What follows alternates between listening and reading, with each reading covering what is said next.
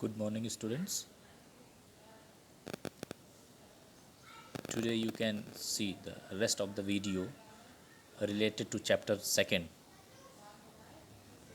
sports and nutrition. And after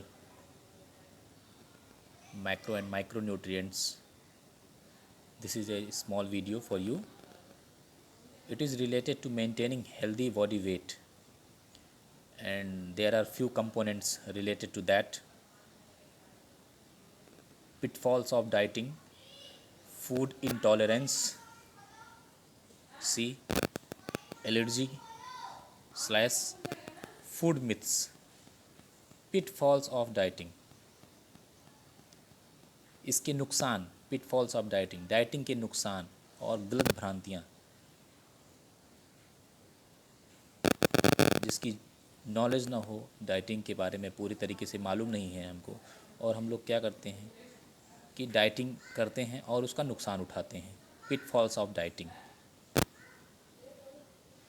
unnecessary dieting can be cause of fatigue. थकान की वजह हो सकती है सबसे पहला कारण, और अगर हमारी बॉडी में थकान रहने लगी तो हमारे सारे कंपोनेंट्स धीरे धीरे डाउन होने लगते हैं. हम जब थकान की अवस्था में रहेंगे तो हमारा किसी चीज़ में मन नहीं लगता है. अननेसेसरी डाइटिंग, बिना नॉलेज के डाइटिंग नहीं करना चाहिए, और जब तक हमको इसकी ज़रूरत नहीं है डाइटिंग की कोई वजह होनी चाहिए कि डाइटिंग क्यों किया जाए. डाइटिंग, हम बहुत ज़्यादा मोटे हो गए हैं, हमें किसी चीज़ से बहुत ज़्यादा नुकसान हो रहा है, कुछ खाने से हमारा वज़न बहुत ज़्यादा बढ़ रहा है, हम डाइटिंग में जाएंगे, डाइटिशियन के पास जाएंगे, वहाँ से प्रॉपर चार्ट लेके हम डाइटिंग की ओर जाएंगे. लेकिन what we do, we start from our side without knowing the things, it is good और बैड. मिस अदर की nutrients. When we start dieting we start missing other की न्यूट्रिएंट्स. जो ज़रूरी न्यूट्रिएंट्स हैं हम उसको भी मिस करना शुरू कर देते हैं. जब डाइटिंग करने लगते हैं तो वो न्यूट्रिएंट्स भी हम मिस करने लगते हैं, क्योंकि हम खाना पीना छोड़ते हैं तो उसके साथ साथ हमारे न्यूट्रिशन भी छूटते जाते हैं, जिसका प्रमुख कारण थकान से शुरू होता है और ऑर्गन्स डैमेज तक जाता है. किसी चीज़ का एक्सेस और किसी चीज़ का बहुत ज़्यादा कम मात्रा में, दोनों नुकसान होता है. तो without knowing the things to do the dieting, it is not good for your health, for anyone. So this is the pitfalls of dieting. ये डाइटिंग के नुकसान हैं. डाइटिंग के फ़ायदे भी हैं, but in a proper way, with proper knowledge, if we are going to hold it, then that will beneficial for us. Next, food intolerance, allergy. Some foods are like that. In every human body,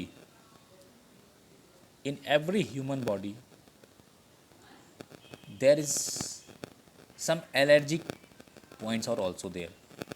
कोई ना कोई ऐसी चीज़ें, कोई ना कोई ऐसी खाने की चीज़ें ज़रूर होंगी जिससे हमको एलर्जी रहती है. ये सबको होता है. ये ऐसा नहीं है किसी को एलर्जी है तो वो सोचेगा अरे मैं बहुत एलर्जिक हूँ, और दुनिया में ऐसा कोई इंसान नहीं है उसे किसी ना किसी चीज़ से एलर्जी है. मुझे खुद, मैं अगर काजू खा लेता हूँ तो आई स्टार्ट वॉमिटिंग.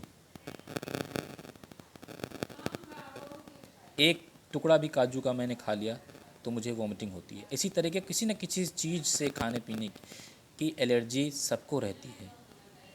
तो ऐसी चीज़ें, फूड इंटॉलरेंस, एलर्जी, अगर ऐसी चीज़ों से इफ़ यू हैव प्रॉब्लम तो ऐसी चीज़ों को अवॉइड करिए, मत खाइए. और ज़्यादा मात्रा में खाने पे अगर आपको नुकसान करता है तो उसको कम खाइए.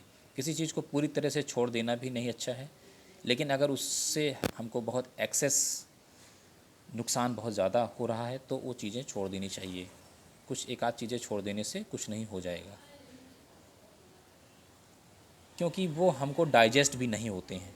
एलर्जिक फूड अगर है, जैसे आप खाएंगे कान डाइजेस्ट सर्टेन फूड्स, ऐसे इस तरह का कोई भी खाद्य पदार्थ, एनी फूड आइटम जिससे हमको फूड इंटॉलरेंस, एलर्जी ऐसी कोई प्रॉब्लम है उसको बहुत कम मात्रा में लीजिए या तो मत खाइए। नेक्स्ट है फूड मिथ्स, खाने के बारे में रहस्य, एक तर्कहीन बातें जो हम लोगों के द्वारा ही समाज में फैलाई गई हैं without knowing the things properly, what is good or bad, we start invention from our side. Fat makes you fat, ये भी एक ऐसे बहुत सारे पॉइंट्स हैं।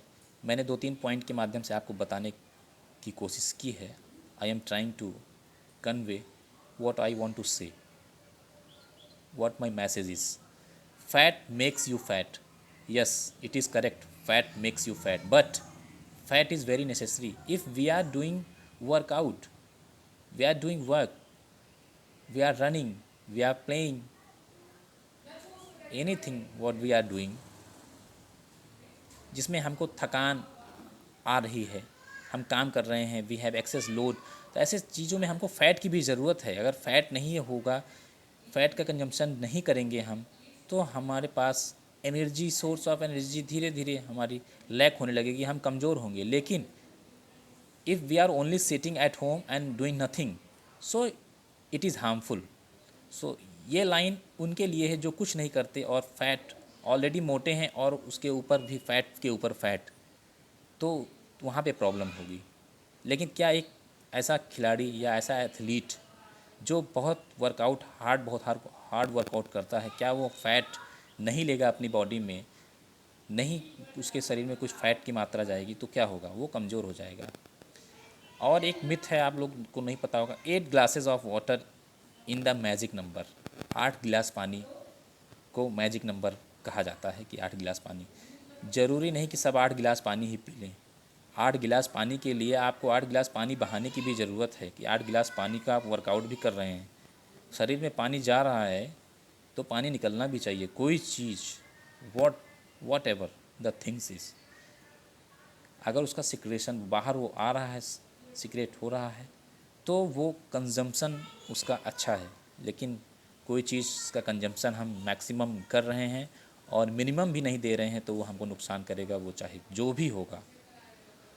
Only certain food is good, ऐसा है कि कुछ कुछ खाने ही अच्छे होते हैं, ऐसा कहा जाता है। और नहीं, खाने के लिए जो भी चीज़ें हैं या हम जो भी खा रहे हैं, हमें जो भी खाने के लिए मिल रहा है, कोई चीज़ का एक्सेस नुकसान करेगा, लेकिन कोई चीज़, किसी भी चीज़ को छोड़ देना, दैट इज़ नॉट गुड।